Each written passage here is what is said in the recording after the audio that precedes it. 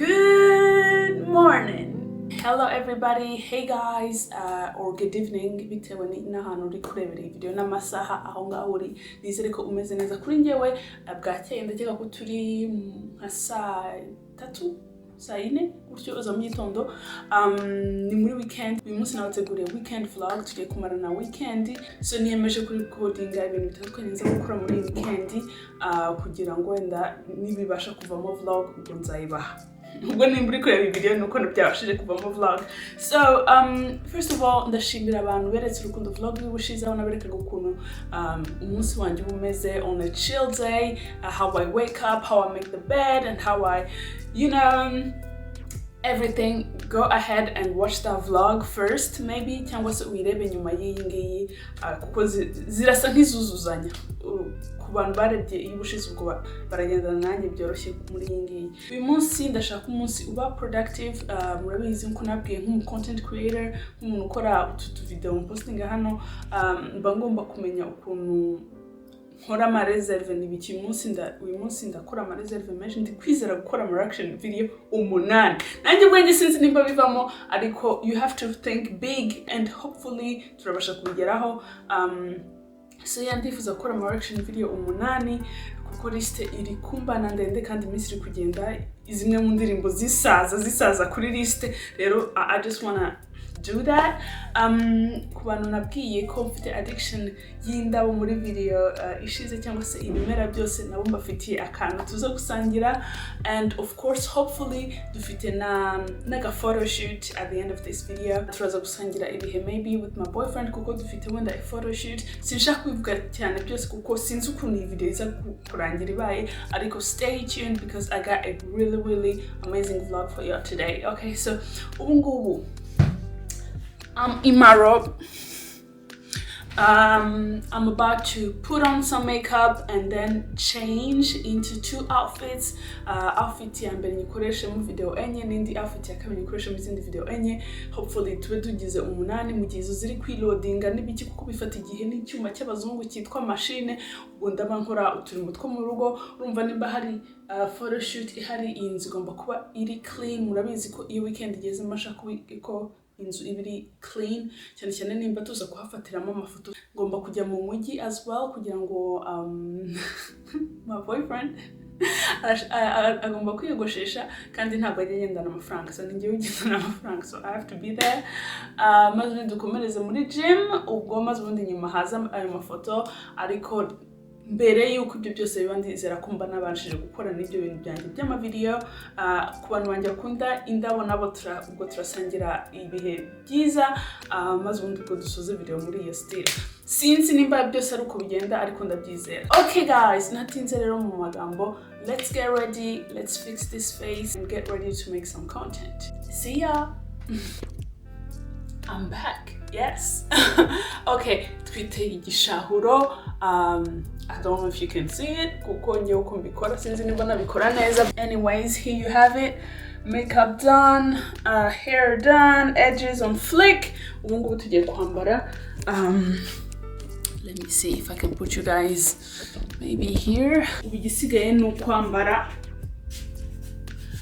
hasi n'ubundi nta muntu uri kwareba, ni hejuru. I don't know icyo nakwambara ubu ngubu. I'm thinking already this oversized t-shirt is fine. Icyo nkeneye gukora ni just maybe add a leather jacket.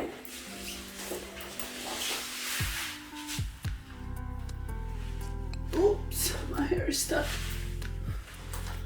Voila, this is gonna be my first look or my last look, I think. Harabura dress, ngashiraho accessories, ngashiraho nk'impeta, some accessories and everything. And for my last look, I'm thinking ndajya kunambara kagapira just like this. Yep, kagapira ndagakunda, byumaze gukoresha ama reaction video menshi cyane. So yeah, okay guys, that's it. Reka mpere kuri iyi ngiyi nambaye bwa nyuma, ngende nkore 4 videos, maze ubundi ubwo turabonana video nazirangije, maze ubundi dukomeze mu bindi bintu bifuza gukora kuri uyu munsi. Okay guys. Oh god, ibintu bitera umunaniro biteye ubwoba. I just finished the first part, partie 1 ndayirangije, ariko amasaha ari kungendana sinzi nimba mbasha gukora part 2, ariko it is what it is. At least mfite izo video enye nzaheraho neditinga, so it's already that. Kuko mfite ibindi bintu nifuza gukora. By the way, photoshoot yimuwe ntabwo ikiri tonight, yashizwe ejo, amasaha yari kutubana make tukiruka cyane, so byashizwe ejo mu gitondo cyangwa se mu masaha ya mbere ya saa sita. So tuzareba nimba bizacamo. Ubu ngubu kamera yendaga kunzimana, so aho nari ngeze nahagaze ndi kuvana videos muri kamera nzijyana muri laptop. So ndakeka ko kubijyanye n'amavideo tugiye kuba turekeye ahangaha. Enye ntabwo ari nkeya, enye already ni video nyinshi zifatika zizampa akazi already gahagije. So reka mbe ngiye mu bindi, ubwo tuzaba dukomeza ikindi gihe. Okay, ndakeka ko ngiye gukuraho koga mu maso, gukuraho iyi makeup kugira ngo mbashe kurelaxinga my face a little bit. Ese namwe iyo mufite makeup mumva ajya ngo muraremerewe ukuntu, wasanga ari njyewe njyenyine. Anyways, reka tubigenze gutyo, nkureho ibi bintu, ubwo turagaruka dusangira ikindi gice cy'uyu munsi. Hey guys, I am recording this with my phone because I didn't have time to install the camera. We got a new delivery from my mom. Yatwohereje izindi ndabo, nta kuntu aba atagize kugira ngo aziproteje. Oh my god.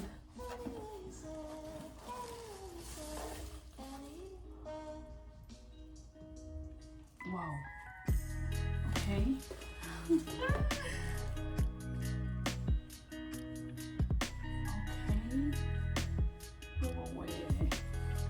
So ibi bintu nzabasha kubimeza. Ikintu nzi nuko harimo umuravumba, hakabamo n'insina, hakabamo na aloe vera. This is aloe vera.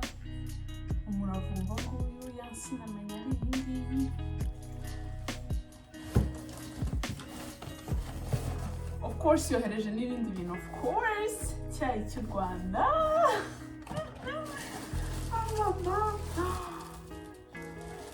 Okay, ibi ndaza kufungura nitonze, ariko ndagira ngo ni imyenda. Oh my god! And this is also something else. Okay, wait. We are concentrating on the plants for now, okay? Nkuko mubizi, I'm a broke girl. Urumva, I mean, you guys know what I mean when I say broke. Nukuvuga ngo amafaranga yacu, umufungo wacu tujye dukoresha neza. So aho kugira ngo ngende ngura amavaze n'ibiki, nakipinze ibintu tuguramo jus, kuko ni ibintu bizamo jus isukika, kuko bishobora kubasha ushobora gushiramo amazi ntameneke, nibyo nshaka guhinduramo amavaze. So gahunda no kubikata hejuru, maze ubundi tukabikoramo amavaze, tukabishiraho akantu k'akadodo bien, kugira ngo murabona nkuko iyi vaze nayikoze, nkashira akantu nyine inyuma kugira ngo bitagaragara, ibishushanyo ntibigaragare, ariko tugakora akantu nyine kari cute, ariko ku buryo umuntu utabizi ni ibanga ryacu, ku buryo umuntu utabizi tuzamenya ko ari ibintu byaje bitwaye jus twagize amavaze, you understand? So hano mfite n'ibindi bintu nguramo kiwi, urubuto rwitwa kiwi, nabyo nari kipinze, bifite imyenge hasi. Imyenge ni ingenzi ko amavaze yawe agomba kuba afite imyenge bugiye kugira ngo amazi ushizemo ajye abasha kubona hasohokera bibaye ngombwa. Okay guys, ubwo ndongera kubona maze gukora ibyo byose, maze gusishira mu butaka. Thank you to my mom. And I'm cutting them here to give them a more opening than this little hole right here. So let's try to make a vase out of this other stuff, and as fast as possible, so that we can put all the plants in soil.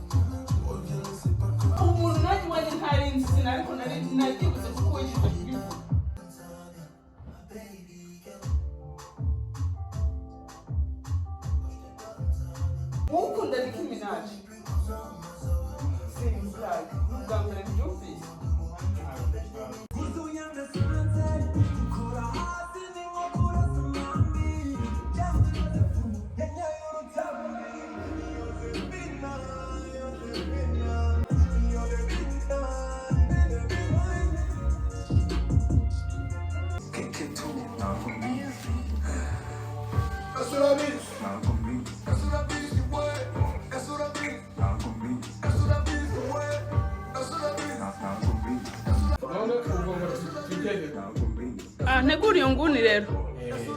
Okay. Ko nubwo amafoto bwite ikarita ntabwo zahagarayishije. Igihe udafite umuntu. Andi mu ntoki. Nyiniti.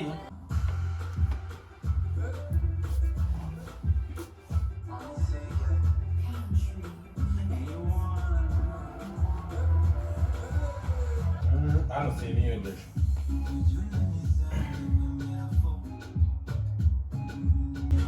Hello.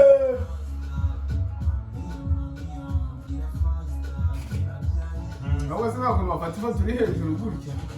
Aho. Just wa. Nisha. Hello.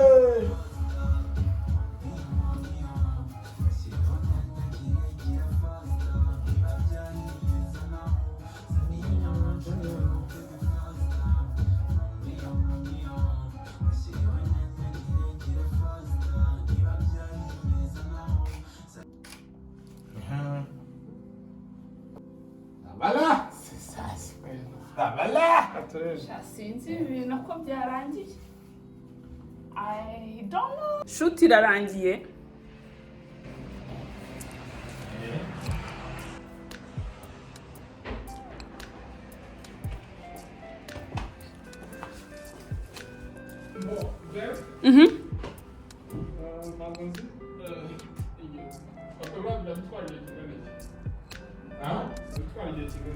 Hey guys, we are at the end of the shoot.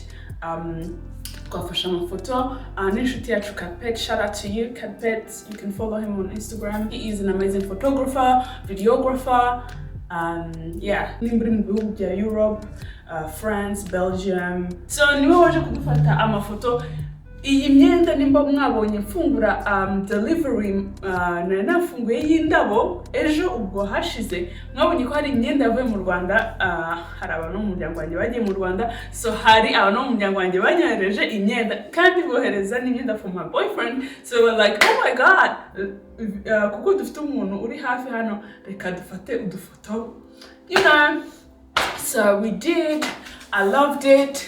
Ubwire ko ibipimo wagira ngo nari impari, wagira ngo warubaza uko ngana. Everything, you know, akenshi when it comes to the hips area and the arms, you know, it's tricky, ariko, you know, hano kabisa biri kugwamo neza, and Bay loved it as well. So nkuko mubyumva inzu yateraguye hejuru, ibintu byose ntabwo bikiri umwanya wabyo. Indabo zanjye dore zose twazivanye mu nzira, ibiki n'ibiki, hari ziri hanze n'ibiki, kugira ngo tubashe kubona umwanya wo gufata amafoto mu rugo. Ngiye kubisubiza byose mu mwanya. I tried having faux lashes. This was for the first time, not babe ahari. This was my first time ambona nambaye faux lashes, y'all. Ndaza kumaza uko yabonye, ariko menya atinye kubimbwira.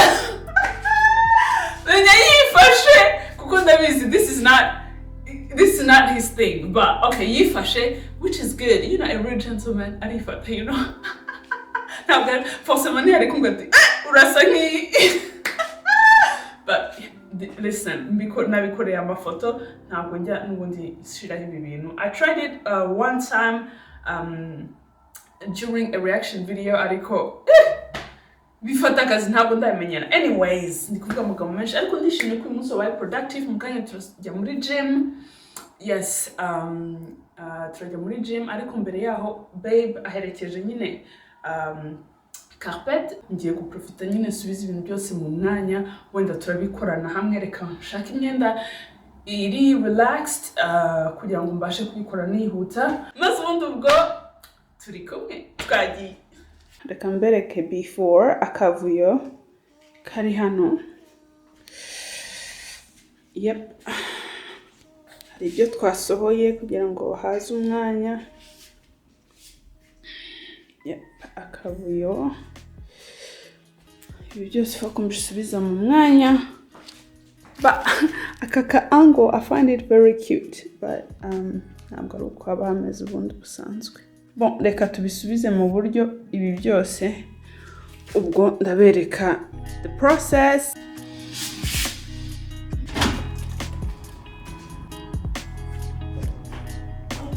Ndashaka guhindura ukuntu nahagarikishije aka kantu, nkakahagarikisha kuri uru ruhande wo ku ruhande, kuko uru nguru rufite umwanya munini kurusha uru nguru, kugira ngo mbashe guterekaho indabo nyinshi kurushaho.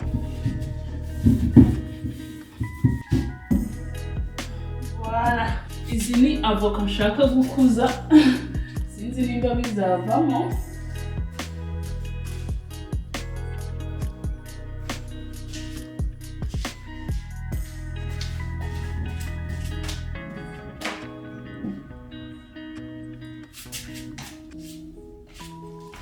Indabo nshyashya twateye ejo ndashaka arizo zegera idirishya, kwizera ko zizafata vuba.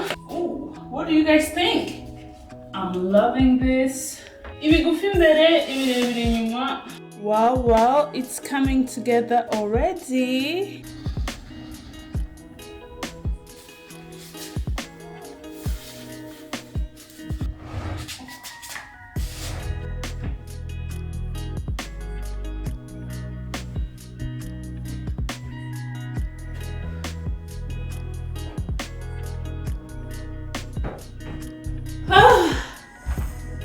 Oh, we are done, guys. Let me give you guys a little tour of the living room.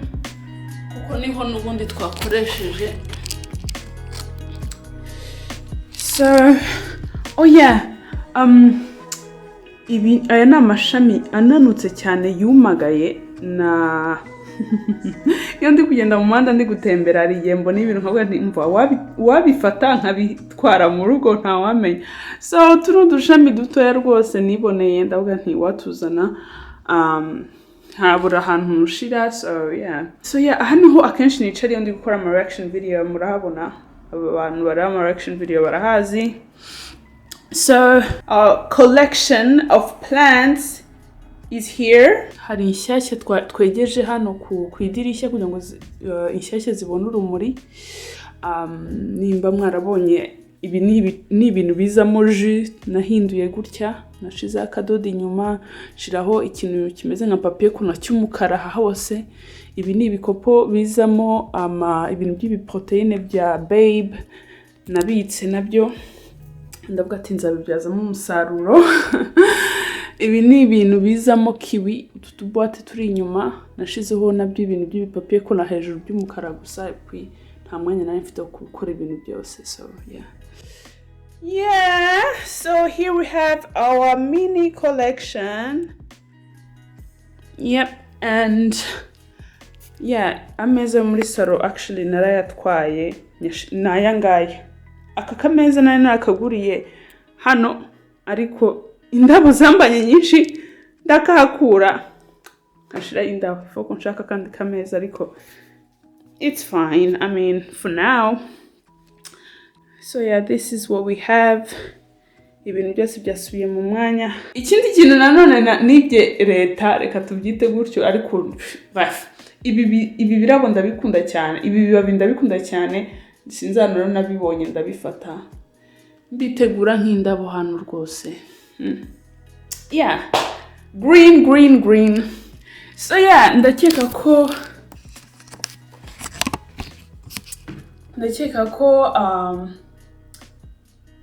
iyi weekend ibaye a little bit productive. Twabashije gukora reaction video enye, nzaheraho ubwo mu minsi iri imbere kugira ngo neditinge n'ibiki byose. Twakoze aka shoot which was good, to catch up with a friend and doing something amazing.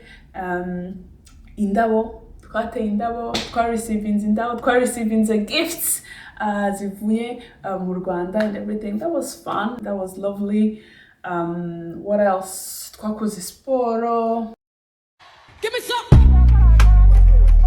Ejo akaba ari ku cyumweru, ejo tuzaruhuka kuko kuwa mbere buri gihe hageraho vuba.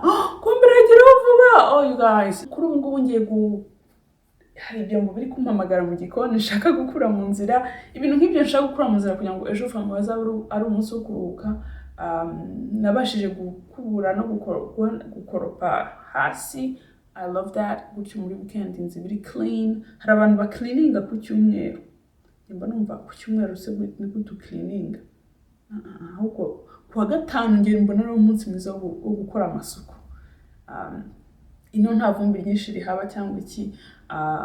So you know, mu Rwanda hari abantu, mu Rwanda haracyari abantu bakoropa buri gitondo. Ariko umugongo wanyu manigira neza niko ibyo bintu ari cyabaho. Jesus. Ariko c'est vrai ko haba ivumbi n'ibiki, wenda hari ivumbi rike ariko umugongo we. Ariko yeah, ntabwo ibyo nanjye nabivamo. No. Anyways, it is what it is. Ntabwo bitewe n'ahantu umuntu, but of course bitandukanye. No judgment, ariko I'm just feeling sorry kuri iriya migongo. Ubu ngubu iyo mbitekereje ndavuga umugongo. So reka njye muri utwo turimo maze ubundi ubwo babe arabaje menye gahunda dufite muri iki cyumweru, and then muri weekend sorry. So let me go do those stuff and I'll catch you guys later. So change of plans. Gahunda zirahindutse kuko babe just called me and he needs me to be where he is right now. They are having some technical issues, so I'm bringing my laptop with me. Kugira ngo tubone amafoto tumaze gufata biri kugorana. So I'm gonna go ahead and join them, and bansabye kubajyanira ibiryo as well, so tujye gushaka ikintu barya as well. Have a mask. Yeah, so guys, I will see you when I see you.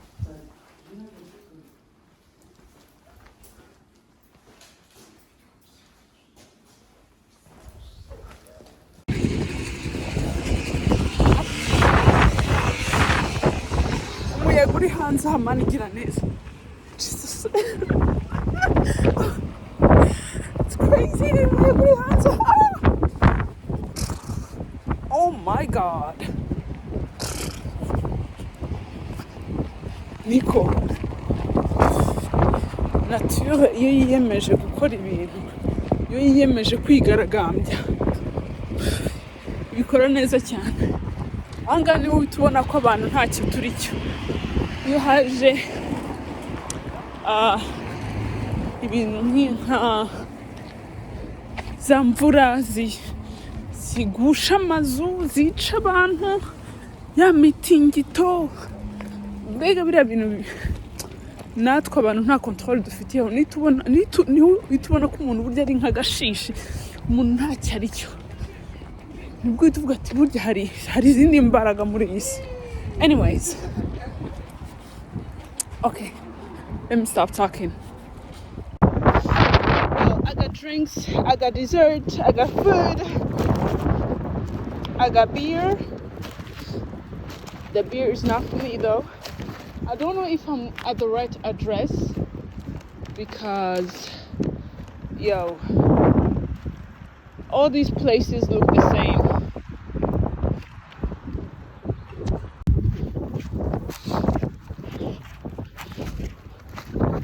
Wow! Huh? ndifubitse ntabwo ari ikibazo cy'imbeho me ni juste kwiruka kuko numvaga nyine mwatinze kandi nturarya izi saha zose.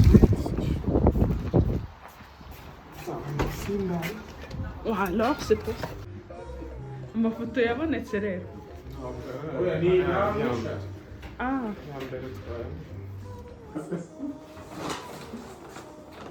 ubwo bwaba bw'inyota sha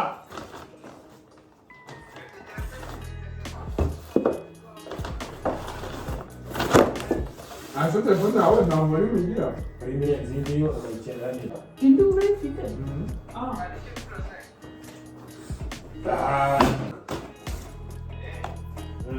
cyane isosi mayonnaise ngende nibihe birasa. Orandi studio twara urugo foto twashaka gukora. Tu veux de la mayo?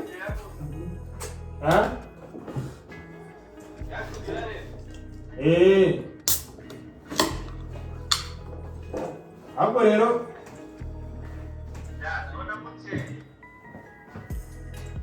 turi kwifata neza sha Ni wowe ubura.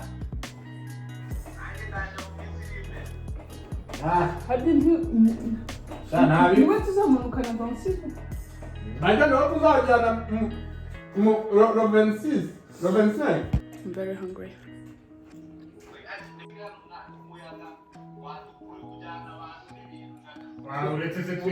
uri hano uri niyo uzaherukana kamala.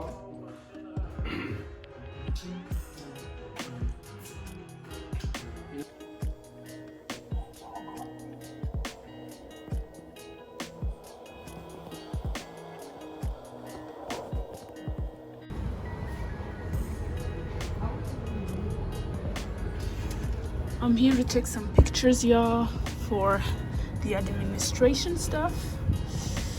This is how I'm starting my Monday, and these are the ugliest pictures that someone can take because they are always ugly, but it is what it is. We have them, we good. Yo, this is a lie, y'all. Do you see how beautiful these pictures look? Like perfect. You can even count the beard. They are so ugly in real time. I am always so disappointed when I get to take these pictures, y'all. I always look ugly. I know I'm not the cutest chick, but bruh, try a little bit. Just try. Even my phone can take better pictures. So I guess that this is where we end the vlog, and I'm gonna start my new week right now. So I hope you guys enjoyed the vlog. Nizere ko twagizanye weekend nziza, and ubu icyumweru kiratangiye, so murabona ko turi outside nyine turi ku migoroko. So yeah, subscribe for more. Nimba muri ku enjoying izi vlog, uri kurebe n'indi vlog na postinze ubushize aho twamaranaga umunsi wose, umunsi wanjye uri free. Yeah, so nimba izi vlog ziri kubashimisha, musigira aga comment, aka like, maze ubundi ubwo mumenye ko mwabikunze, ubwo nzongere mpange indi of course. Okay guys, turi kumwe na utaha. Remember to subscribe, to share, and to show me love on my social medias.